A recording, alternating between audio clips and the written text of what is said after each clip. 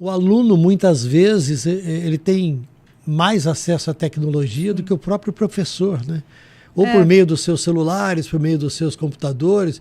E a tecnologia não para de crescer, de ganhar velocidade. E como é que faz para o professor acompanhar tudo isso, né? Exato. Eu até diria assim que hoje o professor também ele está no mundo digital. Tá. Porque, assim, a cada 20 anos, mais ou menos a conta é essa, assim, a cada 20 anos a gente tem 50% dos professores que se aposentam e aí entram novos, tá? Então, assim... Então, a gente tem essa situação que renova o tempo inteiro. Hoje, os professores, quando a gente vai ver a média de idade, que é perto de menos de 40 anos, já são pessoas absolutamente inseridas no mundo digital. Mas a questão aqui, Tramontina, é que o consumo digital desses adultos, e até adultos jovens, é diferente do consumo digital das crianças e dos jovens. As crianças e os jovens estão consumindo conteúdos muito curtos, que geram muita dopamina, e dopamina imediata. Então, isso acaba gerando um vício que... Bom, enfim, a gente estava falando sobre isso antes, né?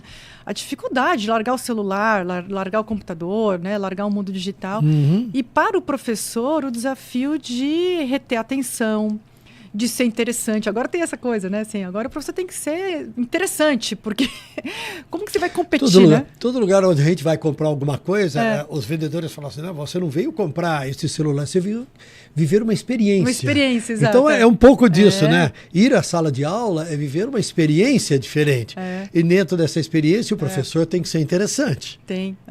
Não, e tem assim, uma parte da aprendizagem, Tramontina, que não é tão interessante, quer dizer, depois ela se torna interessante, mas no começo ela é custosa, ela gera até um certo sofrimento mental.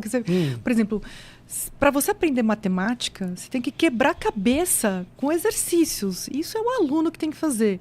Se o aluno ele não consegue se engajar por um tempo razoável de tempo num problema, ele não vai conseguir aprender matemática nunca. Se ele está com a dopamina calibrada para estímulos a cada 3 minutos, a cada 1 minuto e meio, ele está lá fazendo um exercício de matemática, deu 60 segundos, ele vai olhar o celular. Porque ele está precisando daquela dopamina, ele está precisando daquele estímulo. Aí ele já volta desconcentrado. Então, assim, é realmente algo muito problemático. A gente está vivendo uma crise que não é uma crise que pode gerar uma crise de desenvolvimento cognitivo mesmo, né? A gente está com poucas estratégias para incorporar a tecnologia na escola ainda. E aí, nesse período, eu estou super em linha com a Secretaria Municipal do Rio de Janeiro proibir o celular nas escolas. Eu concordo, assim, hoje tem que proibir. Eu não acho que isso é o ideal, porque, obviamente, a tecnologia faz parte da nossa vida, o celular faz parte da nossa vida. O ideal é a gente conseguir, enfim, né, encaixar a escola na vida real, né, na vida contemporânea, e não colocar a escola como se fosse uma ilha isolada da vida real. Mas, dito isso, ainda não existe muitas estratégias, ainda mais disseminadas, com formação adequada para professores, para que esse uso seja, de fato, para o bem do aluno.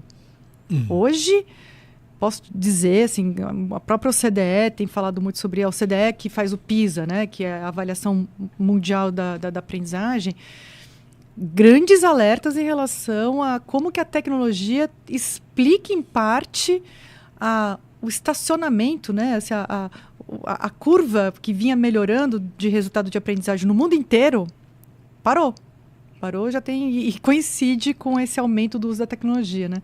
E aí, obviamente, tem que estudar mais esse assunto, é importante a gente entender um pouco mais isso, mas já tem estudos muito sérios apontando para esse uso exagerado das telas, a falta de concentração, a falta de repertório, a falta de olho no olho.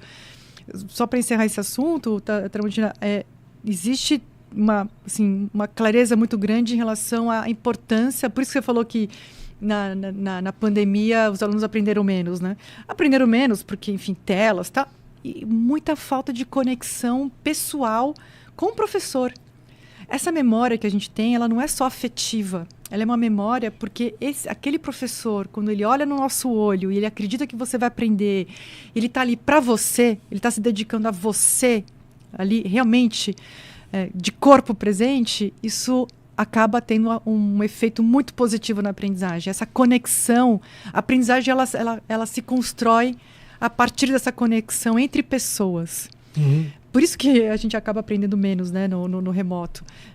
Então é importante que as telas não atrapalhem essa relação pessoal, né? Porque as telas, elas são recentes na evolução humana, não é assim que a humanidade aprendeu. E todas as experiências que têm sido implantadas recentemente de proibição ou de limitação do uso do celular dentro das escolas públicas e muitas particulares, tem trazido resultados favoráveis. No primeiro momento tem um choque. Tem um choque.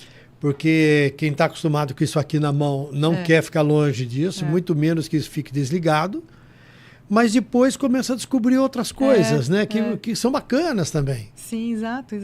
Mas por isso que a política pública é importante, porque se for uma iniciativa de uma escola, de um professor, é muito mais difícil. Mesmo para as famílias, né?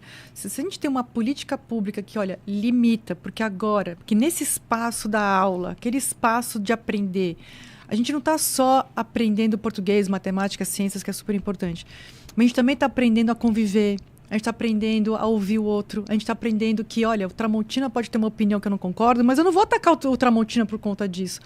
Agora, se você tem na escola todo mundo ali na tela do celular e não interage, o aprender a conviver não acontece. Claro. O aprender a ser não acontece. E a escola, ela é para isso.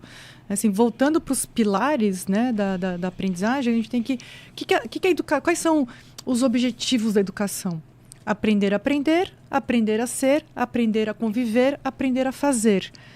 Poxa, com as telas, a gente está perdendo uma grande parte desses aprendizados todos. A gente... Tem gente que até fala assim, até a secretária fala, olha, poxa, mas aí o aluno pode no YouTube aprender matemática. Tá bom. Mas ele vai aprender as outras aprendizagens que são tão importantes quanto, né? E, enfim, eu acho que tem uma concorrência mesmo por enquanto, sabe? Eu acho que enquanto não tiver uma clareza de como usar de uma forma positiva na escola, é melhor preservar a escola desse excesso de tela, para ser esse espaço de convivência. Olá, eu sou o Carlos Tramontina. Gostaram do corte? Então se inscrevam no canal, curtam, compartilhem, falem com os amigos. E se quiserem ver o episódio inteiro, é só ir lá no Flow News. Vocês vão encontrar tudo o que estão buscando. Um abraço.